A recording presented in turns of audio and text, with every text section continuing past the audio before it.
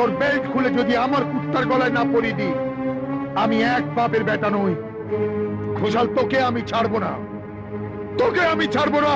এই ওর হাত কড়াটা খুলে দিন।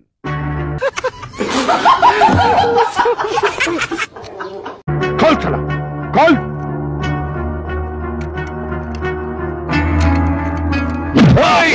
পুলিশের গায়ে হাত তো।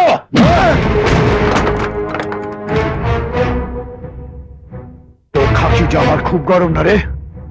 হ্যাঁ, তোর জামায় যে কটা তারা লাগানো আছে না, সব কটা খুলে আমার জুতোয় পরবো। জামা প্যান্ট খুলে ল্যাংটো করে তোকে তোর বাড়ি অব্দি হাঁটাবো। তখন বুঝবি, তখন বুঝবি আমি কার ভাই। আচ্ছা তাই না? ঘোষাল বাবুর কোমরের বেল্ট খুলে তোর কুকুরের গলায় পড়াবি, আমার জামার তাড়া খুলে তোর জুতোয় পড়াবি, আমার জামা প্যান্ট খুলে ল্যাংটো করে আমাকে বাড়ি অব্দি পাঠাবি।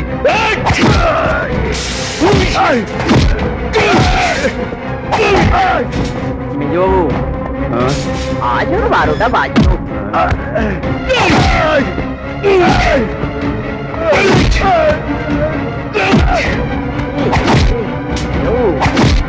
ওর 27টা খেয়ে গেল।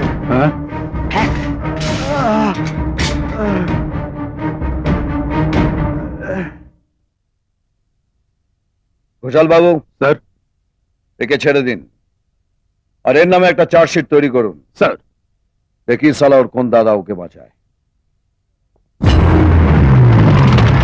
ঘোষাল, এই ঘোষাল! দাদা, দাদা, দাদা, দেখো আমাকে কত মেরেছে। এই ঘোষাল, আমার ভাইয়ের গায়ে হাত তুলেছে কে? আমার ভাইয়ের গায়ে হাত তুলেছে কে? আমার ভাইকে লকআপে ঢুকিয়েছে কে? কে কে ঢুকিয়েছে? চলো, সবার মুখে কি তালা ঝোলানো আছে? তালাটা মুখে নয়, লকআপে ঝুলিয়ে রেখেছি, আর তার ভেতরে আছে আপনার ভাই। এই ওকে লকআপে ঢোকাবার তুমি কে?